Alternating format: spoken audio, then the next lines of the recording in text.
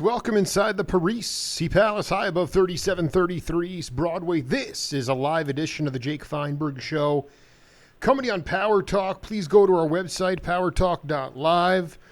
Download our free app and stream all of our live local programming, including Solomon on Blast. The Jim Parisi Show and yours truly, the Jake Feinberg Show. And we can't thank you enough for making us part of your day today. Happy 2018 for those who just celebrated their new year. And what a way to kick off the new year with a guy who has always tried to stay true to his cultural heritage, keeping the roots of African-American classical music in the veins of the people in this country. And he's a prolific radio host and producer. He has done everything he has been in his power to continue to expand enlightenment through conversing and recording and paying homage to the masters of this music. Afrikahn Jahmal Dayvs, welcome to the Jake Feinberg Show. Hey, man. Wow. What an introduction. Thank you, and Happy New Year. Well, Happy New Year to you, my man. It's great to connect with you, and I've dedicated my show to... my show started with heroes of American... Black classical American music. I just wanted to open up by asking you what you think about the word jazz. I've interviewed Big Black, probably a cat you've hung out with quite a bit. I've interviewed him a bunch of times, and he told me that the word was jazz, J-A-S-S. You wanted to go get go find a piece of ass. That was the music that was being played in the brothels. And then once the record companies got into it and realized that the music was commercially viable, they dropped the S's and changed it to Z's. Now, on top of that, fast forward to 2018, you ask 15 different people what their definition or concept of jazz is, and you get 15 different answers. So I wanted to ask Afrikahn Jahmal Dayvs what you think of the word jazz, and ultimately how that word has changed in your lifetime. Well, it was a marketing situation, and it still goes today. I mean, we have so many different ways of identifying music that I call the evolution of the blues. That's how I present it on my show, the evolution of the blues, which simply says I'm not talking about the genre of the blues. I'm talking about all of the music out of the African American diaspora. Dig. That is the evolution of the blues, because it all has one thing in common. All of our music is steeped in the blues. And so in terms of identifying the music, I'm cool with the word jazz. Miles Davis, Ben Webster, and a bunch of cats, Payton, trumpet player. Nicholas Payton. Nicholas Payton. They had issue with their music being identified, and even Duke Ellington with the word jazz. They would respond with, "No, I'm playing music." And when you look at the music and the evolution of it, and the lineage and the connectedness of it,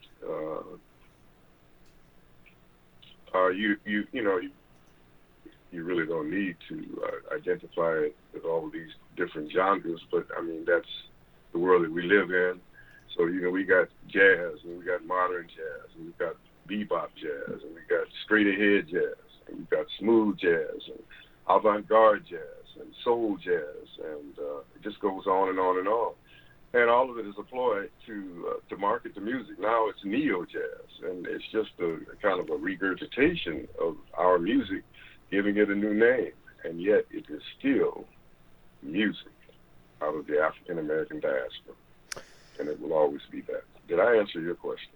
Well, no, I mean, you did it wonderful. There are no right or wrong answers on the Jake Feinberg Show. I'm going to pull up the audio, but I did an interview with John Hendricks back in May of 2014, and rest in peace, by the way. And he said that at the time, he said, I think I'm going to do a new version of Evolution of the Blues because we've gotten so far away from the understanding. People either don't want to understand or see the fact that the blues, now African diaspora, we can go way back on that, but I'm talking about just in general, the blues came out of the church. And the church doesn't seem to want to recognize that truth anymore. And that's why Hendricks wanted to do another. This is back in 2014. He was considering doing it again because he thought people needed a reminder of where the blues came from, because he was at the Waiters and Bellman's Club with Art Tatum in Ohio, and Dizzy and those cats would come in, and when they were saying goodbye and leaving, they'd say, don't forget about the blues. Don't forget about the blues. And the blues came out of the sanctified church, Mr. Davis. I don't need to tell you that. And that's where the crisis lies with me. And I just wanted you to riff on the idea of why, if the first times that you were able to access the sanctified church and the rhythms that came from the older cats at the church, the clapping specifically, that speaks to this lineage of the blues. Well, yeah, man, when I was a kid, I kind of grew up in that environment, and like you say, jazz and the blues comes out of the church. Again, I'm talking about the evolution of the blues. It started in the fields, in slavery, on the plantations is where it all really started. And we did not have the drum, we didn't have instruments, and so there was lots of vocalizing and harmonizing, and dragging a cotton bag full of cotton down the field. Music was always a go-to for us as slaves, and that's where the blues came from. Then it went into the church, and the history of the Negro spirituals, that was before the sanctified, the so-called gospel and all of that, and gospel came from that. And then came the blues, and then came jazz, and there would be no jazz without the blues. Jazz is just blues gone to school. Yeah, right. And so, once again, I will keep reverting back to this whole connection and lineage thing, and God bless John Hendricks, because that's the cat who tutored and taught me about the evolution of the blues, and in honor of him, that's how I identify my several radio shows, always as this is the evolution of the blues, music out of the African American diaspora. Could you talk to the peeps worldwide and give an example of how he mentored and tutored you? I know that Evolution of the Blues in the 60s was on Broadway in San Francisco for 5 years or something like that. But what did he do to specifically? Is there something you can point to where he really mentored you, as you just said? Well, he mentored me through his music.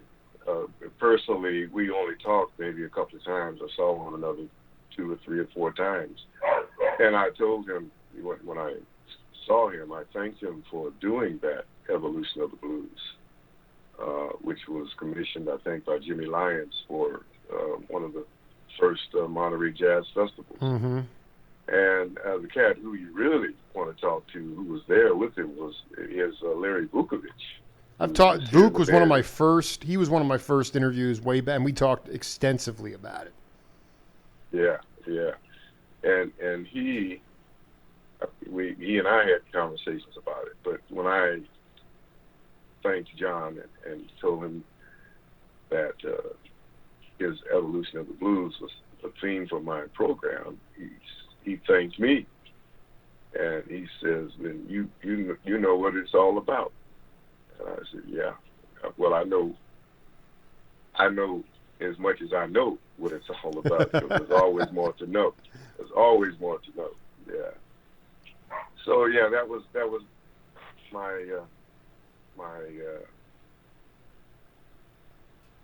conversation with John Hendricks and my interaction with John Hendricks. So, you know, I didn't call him on the phone. We didn't talk. He didn't say, "Hey, you should add this and do that." So the tutoring or the mentoring, I should say, was directly from his music to me. And I kind of feel that way about all of the music that I've listened to over the years, and people that I either had a chance to interact with personally or just listen to their music. Their music has spoken to me. And for me, that's a form of mentorship. Absolutely. I mean, what was your understanding of the idea that, I mean, I've talked to a lot of the modern day cats that are the leaders of Mardi Gras Indian tribes in New Orleans, and I've talked to cats that played some of the first boogaloo music, connecting the call and response, the African diaspora, the slaves, with Indian rhythms. Actually, what was very amazing to me, and I wanted you to talk to the audience about this, was the idea that on the plantations, when slaves would escape, the safe haven was the Native American tribal camps, and they were welcome there. And actually, that's where the rhythm, they got tambourines and sticks from the Native Americans. And I think you're from the Midwest, or the South breadbasket of this country, and I wanted you to talk about that merging. And people get this misconception. I'm 39 years old. I'm telling you, I grew up in school, and my generation really thought there were no black people in this country before slavery. There were plenty of black people here before slavery, okay? And obviously Native Americans were here too. So they were already feeling like they needed to coalesce with each other in order to survive. And I wanted you to talk to the peeps about that merging of those two cultures prior to slavery and how that connects to the language of African diaspora. Well, yeah, it certainly has been an ongoing relationship between African Americans and the Indian tribes. I grew up and am from Oklahoma. And Oklahoma has a long history. In fact, if you are from Oklahoma, you pretty much have some Indian blood in you. Absolutely. And, my family did, one of my cousins did a genealogy thing and found out that the Indian blood that we have is Choctaw. So, and also Oklahoma was a state that there was one African American, one black man who spent most of his life trying to legislate Oklahoma as a black state. And it was going to be a black state for black folks and for Indians because of that relationship that we had.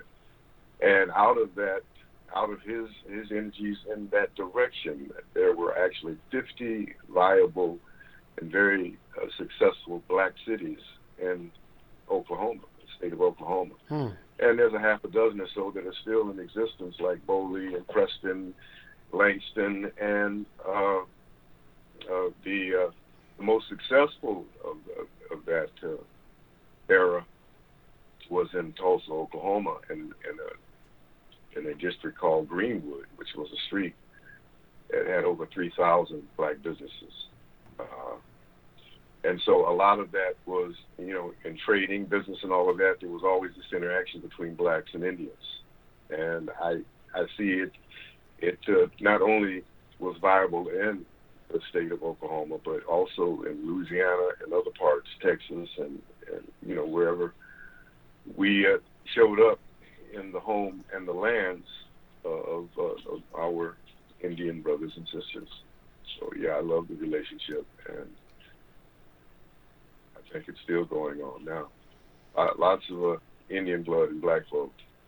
Could you talk about, like, I don't know the last time you've been back there, but some of these, inside Tulsa, the towns you mentioned, how do they operate today, and how much jurisdiction do they have? How much control do they have over their own places? Not much. Greenwood, which is the most historical place, and by the way, was nicknamed because of the success of the area, the Black Wall Street of the West, is how Tulsa Greenwood area was referred to. And in 1921, there was a race riot that pretty much destroyed most of the almost 3,000 businesses that were viable and successful in Tulsa, Oklahoma. Didn't affect all of the other little cities that I just named, like Boley and Preston. They still, I'm not sure how they're governed. I'm not sure now if they have been enfolded into, like cities like Okmulgee and some of the other cities that these smaller cities are part of or close to. So I really don't have an answer for that. I do know the area that I came from growing up. Man, it was just cool. We had our own hospital and hotels and pool halls and barbecue joints next door to one another. I mean, it was incredible. You ate barbecue based on, I like that flavor because it's this or that, and lots of clubs. The music scene was great. We had the Oil Capital Ballroom, where I first saw Jack McDuff with George Benson, Red Holloway, and Joe Dukes, and we had our interpretation of the Apollo. The Rose Room was a spot, and I actually had the pleasure and the honor of performing on that stage with the band I was in back in the day. But as far as its viability and the influence that it once had, Tulsa and most of the black communities in Oklahoma, that's gone, pretty much gone. When you were growing up, was it how diverse was your hometown? I mean, was it an enclave for black people, or were like, so many white cats from all over the country? Some of them grew up in mixed neighborhoods, but most of them heard the black music of Howlin' Wolf if you were in Chicago or the downtown Detroit, or you heard that music and then you had to go seek it out. You had to go to the South Side. But were there cats? Was it a pure place, or was it very diverse in terms of especially the nightlife? Not really. There was South Tulsa, where the white folks were. North Tulsa, the black folks were. Absolutely, there was a railroad track that divided it. When I was growing up, I saw white folk, black folk, and Indians. I don't even recall any Latin or Asian or any other races. And I'm not saying that they weren't there, but right. You just didn't see it. And but North Tulsa had such a reputation for the music and some of the juke joints and the after-hour joints. Hey, Leon Russell used to sneak to North Tulsa. And Elvin Bishop. Yeah, no doubt about it. Oh, I love it. Leon and I had a conversation about that when he moved back to Tulsa, I think in the early 70s, and bought a church, built a recording studio in the church, bought a mansion that he played in when he was a kid, and said, one day I'll have a mansion like this. And he actually bought the mansion that he said that in. And he talked about coming over to North Tulsa, and there was a cat, a blues cat, man. Oh, he was a bus driver. He never got into the professional thing. He Flash. Oh, man. You're stretching me out. I can't help you on this. Senior moments, man. It's all right. No, don't worry. But he actually never transitioned into the actual music industry. He just was a badass player. Mm-hmm. And played every weekend somewhere. Flash Terry. Yeah, that was his name. Flash Terry. that was, yeah, and that was one of the cats that Leon Russell, who learned a lot of his chops, sneaking over to North Tulsa, listening to black music, because it was very, there was a healthy musical community.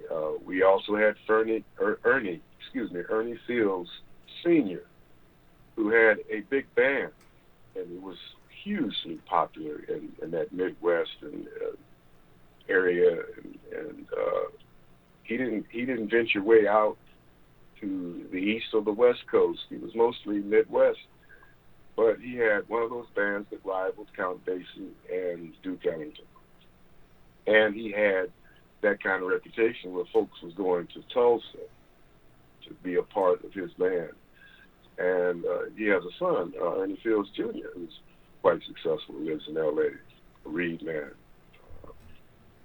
So yeah, we had that going on, and just lots of places to play. And when I was a kid, man, I was sneaking into these places at age 14, 15, 16, just to hear the music. For me, it was all about the music, especially at age 14 when I lived next door. I lived in a duplex, and this cat, I could hear this rumbling through the wall. I said, what is that? What is that? And I would hear it day after day, and finally I went over and I said, Sonny, man, who is that playing? All I could hear was the bass. He says, oh, man, that's Jimmy Smith. And, man, I fell head over heels in love with the Hammond B3 organ, and it hasn't gone away. Today, I'm a B3 fanatic, and Sonny Moses got me started with Jimmy Smith when I was 14 years old. Yeah. Who was the? That is fantastic. I just wonder who were. I mean, you mentioned seeing Red Holloway and Booker T, but who was the cat that was full on? In honor of this interview, I sat down last night and was transcribing part of my interview with Ronnie Beck, and he was like, listen, most times John Turk was playing left-hand bass. Most times Clifford Coulter was playing left-hand bass. Chester Thompson, one of the few cats that can split his brain in half and really play fast, complex bass lines on the bass pedals. But most cats don't kick pedals, and I was wondering if there was a cat in Tulsa that did kick pedals that blew you away in a live set. You were listening to Jimmy on record, right? Yeah. So who were the cats that were kicking pedals? Because at that time it was totally organ, guitar, drums. There was no bass player. Yeah, from my experience, most of the cats used the pedals to accent their bass. That's right. Give it that thump sound. Most of the stuff is left hand, and including Chester Thompson. I saw him when he was about. Chester and I are homeboys. He's from Oklahoma City, and he was a gypsy. Whatever, man. I love that cat. I sent you that interview. The classic individual. Go ahead. Yeah, I'm gonna listen to that. But anyway, there was a cat who played at an after-hours joint in Tulsa, Oklahoma. It was called The Plantation.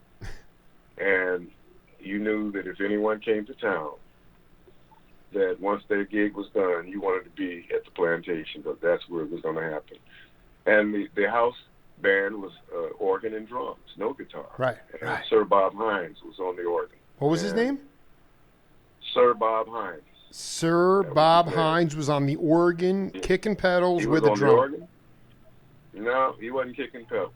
He was left hand all the way, left hand with accenting the foot. Interesting. Yeah, there's only a couple of cats that.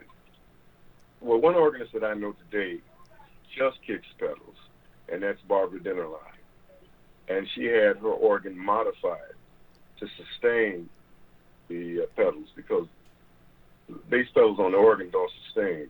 You hit it, when you lift up, that's it. She has a kit in hers, and she plays all foot with her, and also Rhoda Scott, I think, kicks mostly pedals. Wow. But cats like And Shirley Scott, she always had a bass player, but she knew how to play that bass. I mean, all of them were ferocious. But most of them did not kick the pedals, except for using it as to enhance and sustain kind of that thump sound that you get from like an electric bass or an upright bass. I think the cat who fascinates me the most, and he is my favorite musician, organist, and friend, is Dr. Lonnie Smith. Absolutely. I've done two. I love him. Go ahead. Why does he inspire you? Explain to the peeps out there why he inspires you. Well, he does. No one else does on the organ what Lonnie does. And although he's left-handed bass, he does a lot of foot bass, and he does it in a way where it sustains, and he plays the bass in a way where the drummer does not have to stay in the pocket. He gives his drummers, and he's got some bad-ass drummers, a couple of youngsters, Jonathan Blake and I can't think of the other cat. He's on his latest thing, too. I think Joey Dyson is the other cat. And he wants them to really, it ain't about the backbeat, it ain't about the groove. It's about what can you do to enhance what I'm doing. So spot on. It's so spot on. Yeah. That if that was happening, I mean, and that's Lonnie, a genius doing it. But if that was happening tenfold, I actually believe music vocabulary would be growing a lot at this time. But unfortunately, it's not happening enough. Yep. Could you put some music on? And I need to I got a bit of a throat thing going on here. Is that possible? Well, yeah, actually, I'm going to put on I have a tune queued up, and can you listen to it, and then we come back and talk about it? Yeah. Okay. I sure will. I want to see if you've played this one before for your peeps out there. We're talking to Afrikahn Jahmal Dayvs on the Jake Feinberg Show, and take a listen to this, and we'll come back and break it down.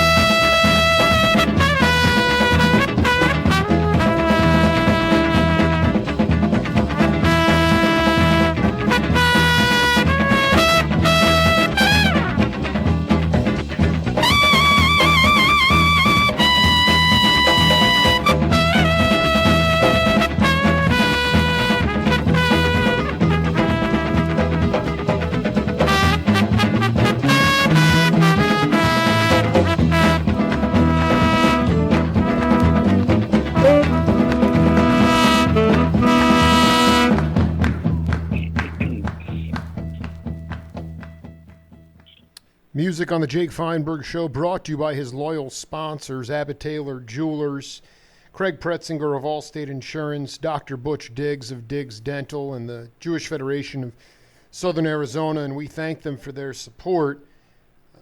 Afrikahn Jahmal Dayvs, do you want to take a crack at what that tune was? Sounds like something out of Nolans. Yeah. And it's definitely something years and years ago. You're 100% right. That was the first call and response tune called Boogaloo Mardi Gras by Bobby Williams in 1969. It was the first record recorded in New Orleans with the call and response Indian song, and I interviewed the bass player on that, Paul Boudreau. And again, it talks about that, the Indians were not, they would play maybe a flute. They didn't play a lot of rhythm, but it was about the, merging that call and response with the African rhythms. I mean, to me, it's just the most intoxicating thing. And did you have a something along those lines, an experience you can talk about, or what do you do today on your shows to promote that music? Well, if something catches my attention, my main focus on two of my shows is the Bay Area music scene. And the other show that I do just focuses on the national, international scene. And I don't do a lot of classic stuff. Miles and all those cats, I love them all, listened to them all my life. But I'm always kind of in pursuit of who's out here new. What are these youngsters doing? And how can I help to promote them? And if that style of music comes my way, then it gets listened to and it gets played. That's kind of how I roll with my show. And mostly the shows that I do, the format is the format of what I think has been the greatest format ever in radio, which is black radio. No other radio stations did it the way black radio stations did it, and I had an opportunity to be a part of one of the historical black radio stations in Tulsa, Oklahoma, KKUL, which was a 100,000-watt radio station that had a black format. First ever for Tulsa, Oklahoma, and it lasted for almost 6 years. And what was incredible about the black format, because white radio stations did not play our music, we played all music, all formats, all genres, however you want to identify it. We'd kick off in the morning with some gospel, and then throughout the day there would be more gospel and jazz and blues and R&B and all of that. And any of that music that, like the music you just laid on us, that would get played. And that's how I still kind of roll today. I am, I guess, committed to the music. And whatever comes my way and catches my ear gets some play. This is fascinating because there was a lot of bleed through channels. Another, I believe, another Tulsa resident, maybe now Omaha, was Calvin Keys. He talked about these bleed through stations that would carry all the way through the Midwest or down through Louisiana. But you're out in the Bay Area. There was the seminal group Jefferson Airplane, also Hot Tuna. I'm sure you know who those cats are, Jorma Kaukonen and Jack Cassidy.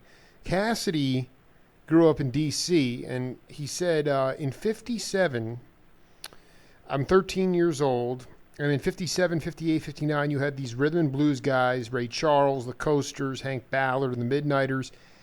It was raunchy music, but it was also raunchy lyric-wise as well. And all of that went away in the beginning of the 60s when you had the payola scandal hit. The conservative hammer came down on the racy lyrics. The music wasn't available everywhere. There was one radio station in D.C., like in Tulsa, that played that kind of music. And then all of a sudden, in the early 60s, you had Pat Boone doing Little Richard. It was very cautious. It was very cleaned up. What happened in the late 50s and early 60s, there was a new wave of jazz that came in. Paul Chambers and Horace Silver, Mingus, who called his music Mingus music, as you know, and Eric Dolphy. My musical sensibilities moved over to that because the rhythm and blues and rock and roll stuff was snuffed out. You didn't hear it recorded anymore like that. Can you riff on that? I mean, do you remember that were the black radio stations, you didn't have to adhere to that, but what Cassidy's saying, here's a white cat who's 15 playing in rhythm and playing a lot of Louis Prima, but he's also getting to sit in front of Mingus, and he's getting to see Dyke and the Blazers and all these cats. And then all of a sudden, the lyrics were too raunchy, and then Pat Boone is singing Little Richard. I mean, what? Can you just take us through that and what that was about and how you were able to process that?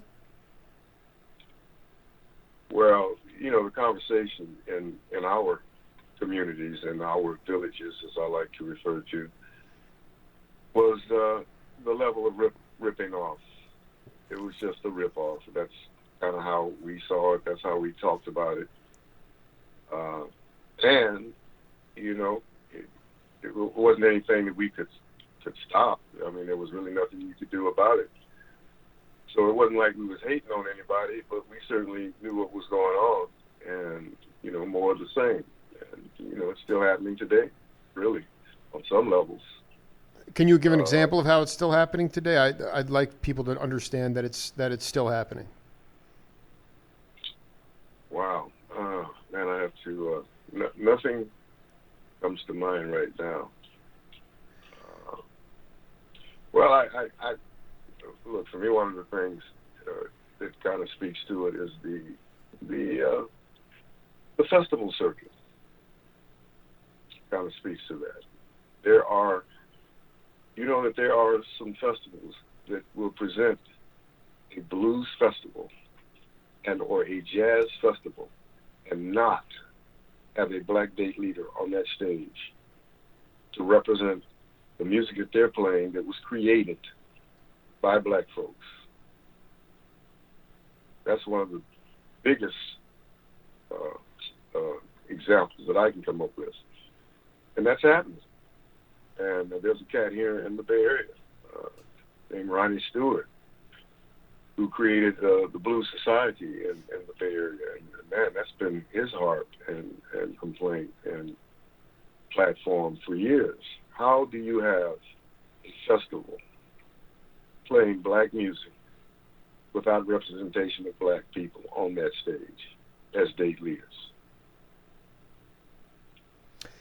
And I'm sure there's others. Well, I just want to I want to be very clear. The cat that's running this thing has been trying to appeal to corporate sponsors who put on these shows to get some new black artists who are playing the blues, and it's just flat out rejected. I have no idea. No idea how it works. And that's why I'm working on and putting together my own nonprofit, which is the Jazz Line Institute. I intend to speak to those ills and the level the playing field, because the playing field is not level. It just isn't. And for some artists, it is, just because they are cash cows, and people make sure that the playing field is level. But there's a lot of folks who fall through the cracks still today, and we need to come up with ways to put that environment behind us. And so the Jazz Line Institute's our mission is to create a environment where people can learn about the evolution of the blues and the music out of the African American diaspora and where it comes from, and to educate our young black up-and-comers and to educate our young up-and-comers, no matter what their race is, because the music ain't about color. It ain't about race. It's about harmony. And when things are in harmony, when you look at the music, that was one of the first places that you actually experienced integration, and white and black folks and other folks getting together, because of what they had in common was those 12 notes and the inspiration that African Americans have been in the world of music and style and vernacular and speech, and it just goes on and on. I'm so proud of my people, and we just need we need more platforms, not a platform, just more platforms, so that we can tell our story. Because for too long, someone else has been telling our story. We need to tell our own story. Do you go to these festivals? Are you mortified? How revisionist is the story? Well, I've never gone to a festival like that. I've heard about them from more than one person. And if I walked into a festival and I didn't see myself, I would just turn around and walk away. Right. But so then how do you know? You're just hearing secondhand that it's just not authentic. Yes. And secondhand, not somebody out here just trying to create some rumors. Oh, absolutely. They got cred. No, I dig. But I mean, let me ask you a question. How do you square this circle, Mr. Dayvs, when you would have Lenny White was with Azteca, and Art Blakey would come in for 2 weeks, and cats would come to the venue. Could have been the workshop or the both and whatever, and 3 people are like, yo, I really dig this. I'm going to bring back my friends the next night. And then pretty soon, after 2 weeks, regular peeps know who these cats are, so that they actually have an identity within the local musical culture, so that if you promoted a jazz festival, it would look a lot more like an authentic jazz or R&B or blues festival. At the same time that Lenny's playing in Azteca, the band Journey's recruiting him, and eventually he goes off to join Return to Forever. But my point is, how are you supposed... It's great that people can learn about this stuff, but it's about being on the bandstand. And there's just... maybe there's some places... Maybe there are venues that people can play at in the Bay Area, but they can't play 6 nights a week till 3 in the morning to develop their own sound, or to develop a community of people to say, hey, I dig what that cat's doing. How are you...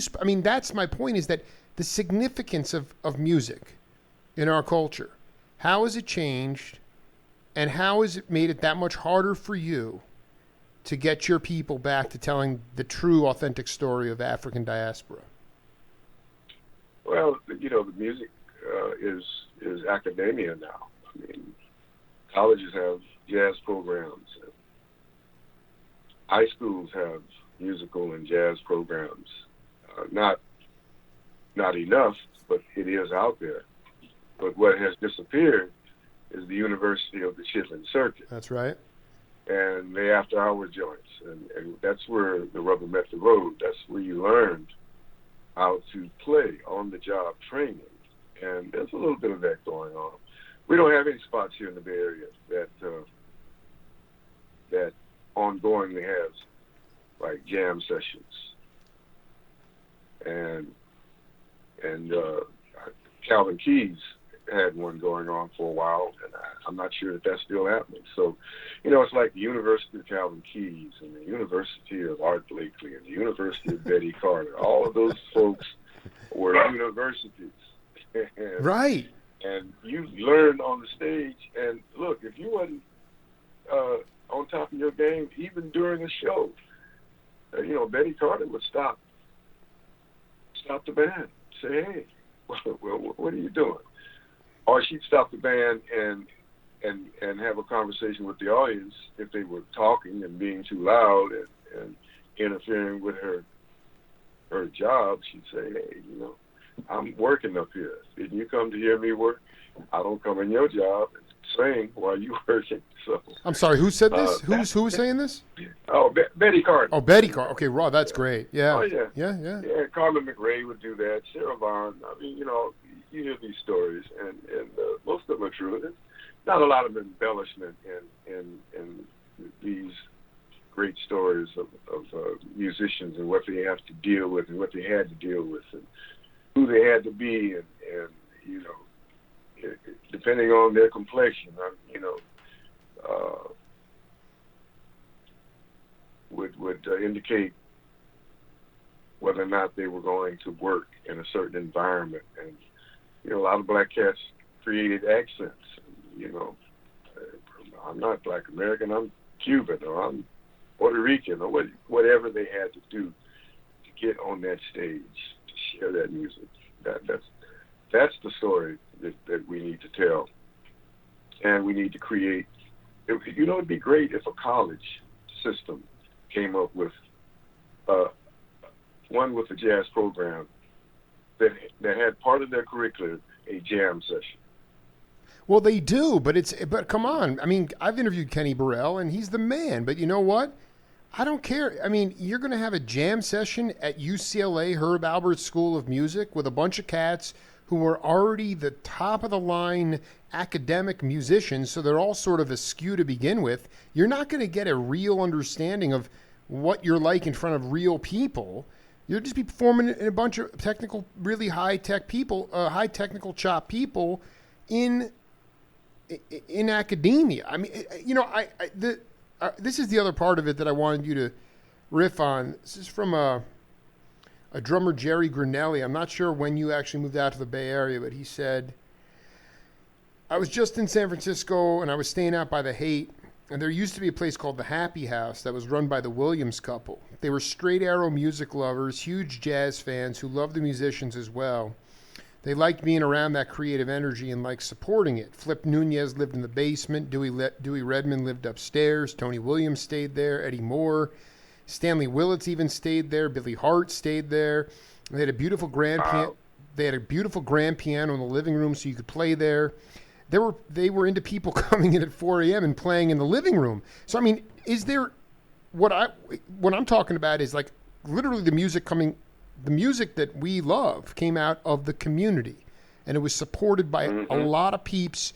Pat Martino ran away, or he left home from Philadelphia. He was crashing with Billy James and Don Patterson. So this was communal music, and my question for you is, how do you overcome this awful trend towards gentrification that's pushing people that support the arts that now can't afford to stay in places like even Oakland, let alone San Francisco? But you push people out, and all of a sudden you're getting, people that are making huge amounts of money that can afford the down payments on houses, and they're from Europe. They don't have the first clue about diaspora. So you are, to me, this is like, I just think academia is stuff. I thought you were going to say academia should have some of their budget committed to a Chitlin style circuit in a regional way, the way Charles Sullivan used to do with James Brown and the Flames, all the way up and down Hayward and Concord, and but actually dedicated to getting these cats on the road to play these clubs. That seems more realistic. But I mean, you must. What do you say to this gentrification stuff? It's pushing the culture farther and farther away. I wish I had an answer for that. I don't. But you see it. When you see it, how does it make you feel? Oh, it makes me feel sad, and it on other levels, it makes me angry. Because again, we're talking about that level playing ground. Right. It ain't there. Right. And that's just how it is. And I think we as people, we just need to not sell our stuff. But once again, if I had the answer to that, we wouldn't be having this conversation. Well, but you said you've dedicated your shows to what's happening in what's happening now. So I mean, how is something supposed to be happening now when all these other confluences or how are you dealing with it when you're up against these confluences? I mean, I'm not looking for. I know you don't have an answer. Nobody has an answer. You know, I'm talking. Yeah. I'm talking to entrepreneurs in Oakland who are trying to raise their kids, and they're seeing their people, you know, being pushed out of these communities because somebody can come in and drop $8,000 on a, you know, down payment on an apartment in some gentrified area of Oakland, and it's just so. How does even a local regional scene? How are you supposed to promote that, Mr. Davis? Like, how do you do that aside from bringing cats in to the studio to play or interview them? I mean, how do you do that? I guess you could create and start some kind of a movement that would speak to that. Right. And there are people that are doing that. I'm not one of them, though. I sure as heck know that the SF Jazz Museum ain't doing whatever that is. Ain't doing that. You know, I mean, Yoshi's ain't doing that. I mean, that's the other part of it. It's become this upper crust thing. You know, I don't want to go and see waitresses and waiters running out, you know, 7 p.m. set. Here's your drink. Here's your dinner. Here's your check. Move on to the next set. That's what it's become. Mm-hmm. I got another audio. Yeah, go ahead. I was just going to say that is a format of today, and how do you get around it? You know, these people need to work. We still do need venues that are presenting live music. So when you look at the downside, you also have to include the upside. And the upside is that there is a building that is a venue that creates a place for musicians to come and play live. And you know, my job is to get the music on the air and tell people where it's at. And people's jobs are to show up. And the musician's job is to play. And the owner's job is to pay. And that's the format that we're in now. Well, and let's just take that out. People are very comfortable in their home studios now with Mothers Against Drunk Driving. Nobody wants to go out, and people are much more comfortable in the confines of their house. So part of it's a public responsibility that's not happening. The musicians, you know, they're chomping at the bit to get on the bandstand. But the problem is the owners say, oh, you can pay to play or you can play for the door. But we're not going to pay you. Mm-hmm. Yeah, that too. I want you to rest your vocal cords. I got an audio clip from a dear friend of yours. We had already talked about him, and I want you to riff on that. Take a listen to what he said, and then we'll come back and talk about it. All right. It was a white term given to African music in this country, and I look at you. You're from that generation that, I mean, Dizzy called it bebop, but what do you call it? Do you call jazz? Well, bebop was the last great step forward jazz took. It was jazz up to the time it got to bebop. Well, when it got to bebop, it was so hit. You had to have another name for it. So that's how bebop came about, you know, the word. Do people have a proper understanding of what the music is, though, if you call it jazz? They have their own... I mean, my feeling about that term is different than other people's, but does it represent... I mean, you said that we haven't taken a step forward in that musical progression since bebop. Well, if you tell us real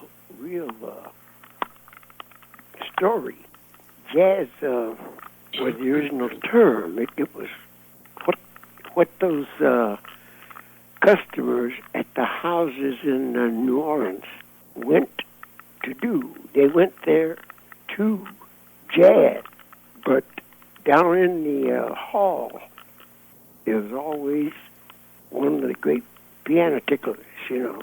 Sure. Like Jelly Roll. And when somebody would go there, they get asked, where you been? I went to hear me some jazz. Or I went to get me some jazz, you know. What the Mafia was telling you that you did not know about, what were some of the things that they told you? Well, the thing that was most interesting to me was they loved the music because it was African, and they're from Sicily, and that's 17 miles from Africa. So they were all involved.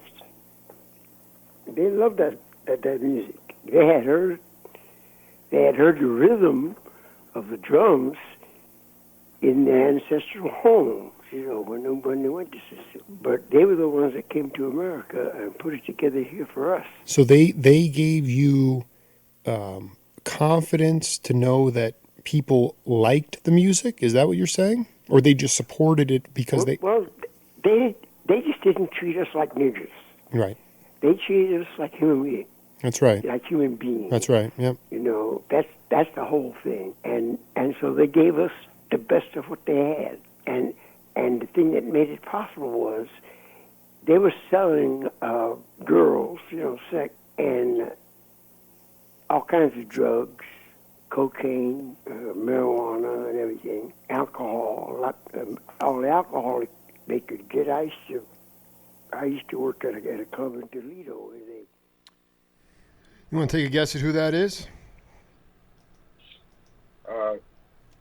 Sounds like John Henry. Yeah, you got it, baby. And he went on to say, to finish the quote, he said, I used to work at a club in Toledo, and the mafia ran alcohol down from Detroit because Detroit was wet and Ohio was dry. Art Tatum and I used to stand out in the hall because we couldn't get into the room where the customers were in, and the guys would come by and they would park these big Packard cars outside, come in, take off their overcoats and hats and hang them up.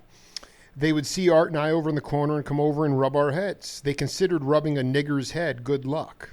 Louis Armstrong always said if it wasn't for those Sicilians, there'd be no jazz in America. What do you say, Mr. Davis? I don't know what to say. That's the right answer, man. You're talking, the better point is this.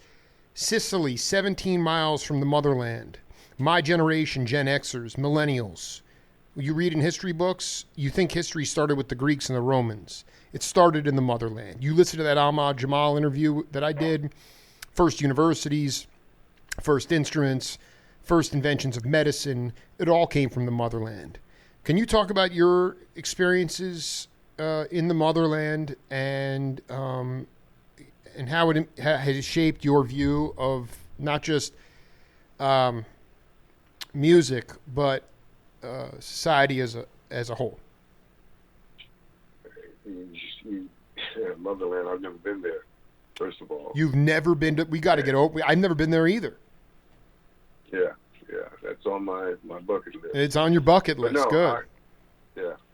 And once again, see, we have been so disconnected and so separated from that. Not only do we not have a full understanding of the history of the motherland, we don't have a full understanding of our own personal history right here in America. Mm-hmm. Because once again, we have not been telling our story. Other folks have been telling our story. And the stories that do get to the books are usually not the words or the things that we said or done. It's someone else and their perspective, and it's not always accurate. So I don't have that experience.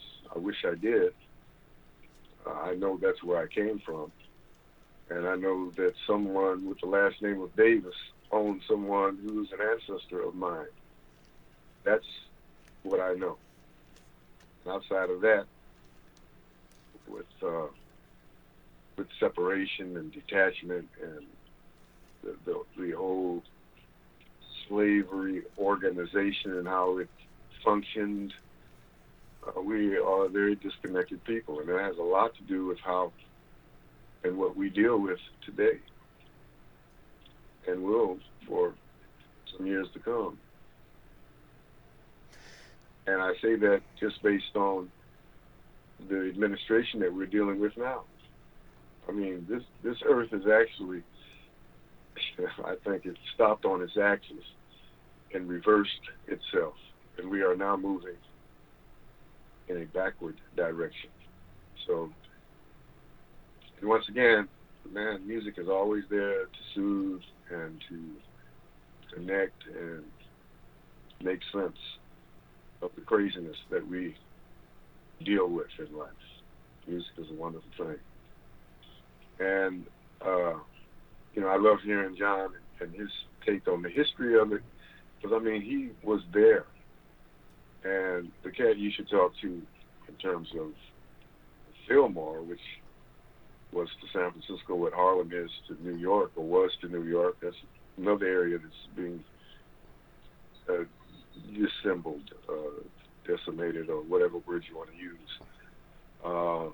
Frank Jackson, who's 91 years old. I need now. to listen. I have been waiting to speak to Johnny Talbot's hiding from me. Marvin Holmes is hiding. I want to talk. I need to talk about Charles Sullivan. I need to talk about the black commercial opportunities that were there in the film. It was all black, and then Charles Sullivan was found in his car, shot with a shotgun blast and 20 grand in his car. I need to speak to Jackson. I need to get this on the record. I need listen, Mr. Dayvs. I know we're just getting hip to each other, but I mean, I've covered it all. I have blanketed everyone from Charles Lloyd, who, when he went to USC, there was no mention of Duke Ellington in the literature.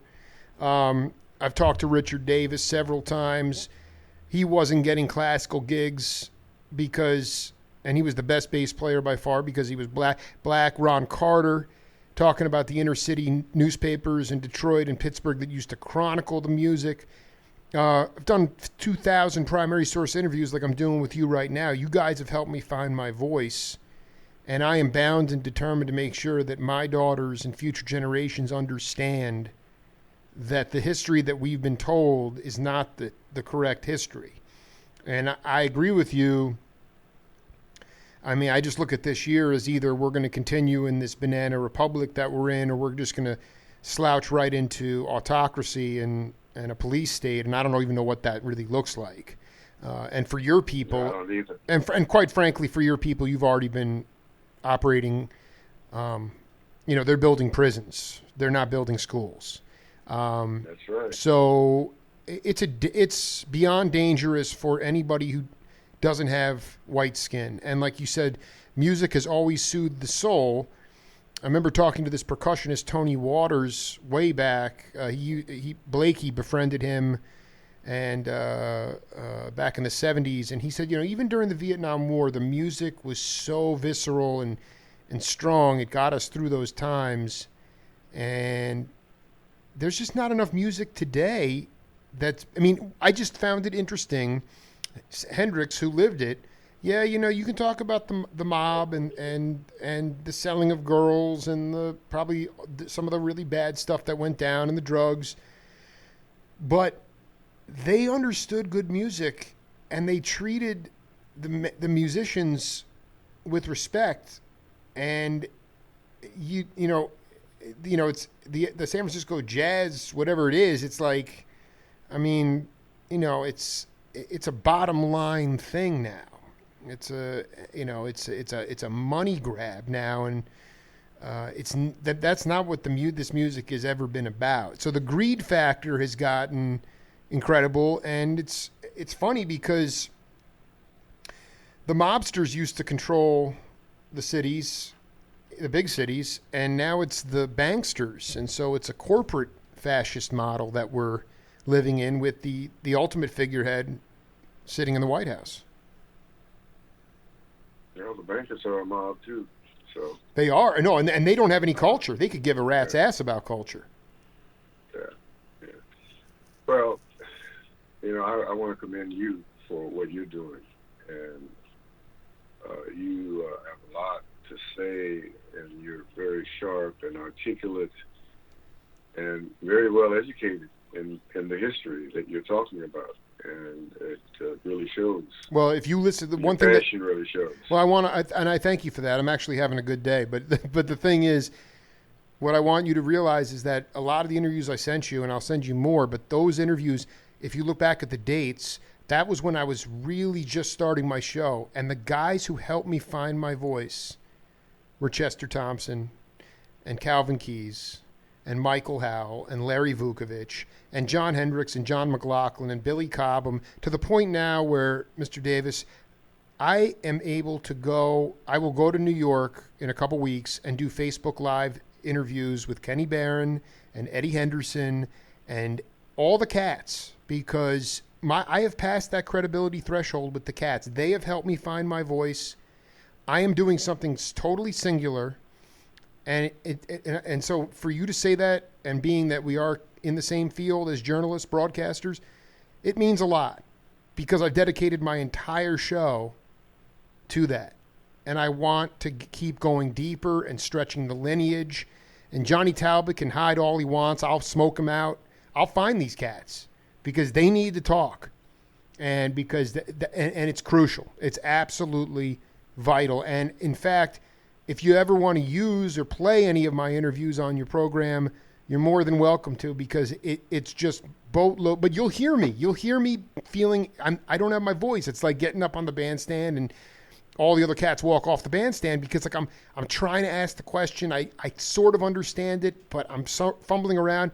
And those, like Chester, man, they help me, man. They help me get my big boy pants on, and I have gone way out, man. I'm way out in the cosmos now, you know, and it feels great to be able to tap into the brother and sisterhood that still exists and needs to be heard from. So, I mean, the other cat I wanted to ask you about, that I wanted to connect with, was Eddie Gale. Eddie Gale, the San Jose ambassador for jazz. I mean, the ambassador for enlightenment, man. I mean, enlightenment. Yeah. You know, he's a good cat, and he's also I created an award that we've given 34 or 35 away, called the Maisha Ya Kazabora. Bajaba Maisha Ya Kazabora. And Maisha Ya Kazabora is Swahili for lifetime achievement. And Eddie Gale is the recipient of that award, along with Frank Jackson and Donald Duck Bailey. Like I said, we've given away, since 2004, we've honored 34 recipients of the Bajaba Award. Unbelievable. Well, mazel tov. That is a beautiful. I interviewed Duck before he passed. What a harp player he was too. And then Tootie Heath told me you never wanted to follow Duck Bailey after a jam session, because he had all these cigarette ashtrays on his drum kit. You know, he made his drum kit in wood shop, man. So yeah, I mean, this is Mr. Dayvs. It is an absolute honor to connect with you, man. And I reached out to Ronnie Beck at New Year's Day, and I said, I'm looking to connect with Eddie Gale. He's like, the cat you really want to get with is Afrikahn Jahmal Dayvs. And I said, absolutely. I said, and I didn't realize, truthfully, that you were not a musician, but being that you are somebody who's devoting yourself to music, to the music of the now, and the connection to African diaspora, it's really a high honor, and I really appreciate your kind words, because I also know that a lot of this material that I'm disseminating, the quotes, the stories that you've told today, that I will transcribe and blast out on Facebook, and all I'm trying to do is show that Jack Cassidy from Hot Tuna was totally enamored with Eric Dolphy and Charles Mingus, and it's all music, and it's all wrapping around, and it's not supposed to be stratified or cut off or this, that, and the other. It was all music, and all people can play all music to enlighten consciousness. But if it's not being done authentically, then already you got a problem. And so I'm just trying to be part of the solution and not the problem. So anyway, we've been cooking here for 70 minutes, and I guess we'll call set one for the day, and we will continue on. My friend, it was just a high honor to connect with you. Well, I certainly appreciate you doing that, man, and letting me be a part and giving me a chance to express my points of view and my voice. And we do need to get people to talk, but more importantly, we need these people heard. And Exactly. sounds to me like that's what you're up to. So Well, and Gary keep swinging. keep swinging, and Gary Bartz is out there now. You know. Yes, he is, and he'll be getting the award. We've got our intent is to give away 3,000 of these Pajama awards, and once we get this Jazz Line Institute up and running, there's a whole bunch of different directions that we intend to move in, and we need people like you to be a part of it. Well, I want to tell you, That's I want to be very clear with, meets the road. well, and you know, because I saw pictures that we have like 220 mutual friends, and so many cats I've already interviewed, Roger Glenn and all these cats. Let's just talk, because I would love to come when you're going to have one of these ceremonies, or there's going to be a concert where I can document the music and also do FaceTime, Facebook Live interviews with the award recipients and other people who, like you said, fall through the cracks, because my tentacles are so far out on new media that this will get worldwide exposure. And even if it impacts one cat, then I'm doing my job. And I've been doing it a long time, man. So let's cook the groove, and I'll get you a copy of this later today. Send me a good picture for the web post, and connect me with Frank and Eddie for interview. I'd love to talk to those cats, and we'll do another one real soon. Yeah, I will do that, and I'll also send you the list of the recipients of this award, and there might be some interest in you reaching out to them. Oh, you better believe. Oh, Afrikahn Jahmal Dayvs, keep doing it, man, and I'll send you more interviews. And like I said, if you ever want to, I mean, these are long-form interviews, but in order for people to understand who the cats are, if you ever want to use them on your programs, you are more than welcome to, my man, because I think everybody that you've aligned yourself with, I've probably talked to a lot of them. Yeah, I would love to do that, and if you were, available to, edit them down into excerpts. Absolutely. Yeah, you let me know. You let me know what you want, and I will cut them up. And I just, you know what it is? I want them out. I want people to hear this stuff. That's all I care about. I just want to keep growing, and I want to keep enlightening and inspiring people, because that is the only thing to push back against what we're up against now is inspiring regular peeps. If people drop out, then we are definitely headed for we're slouching towards Gomorrah. So anyway, we got a lot to do, and Happy New Year. And this is my first interview on the radio in the New Year, so it's there'll be a reckoning coming, my friend. All right. Hey, love you madly, my man. Hey, man. Yeah, man. Care. Much love Keep to Ronnie swinging. Beck. I'll talk to you soon, brother. All right, take care. Later on. Major promoter and advocate for African diaspora and music of our cultural heritage, Afrikahn Jahmal Dayvs. An absolute honor to connect with him. And we'll be back in a little while with another Titan, percussionist Dick Shorey, on the Jake Feinberg Show.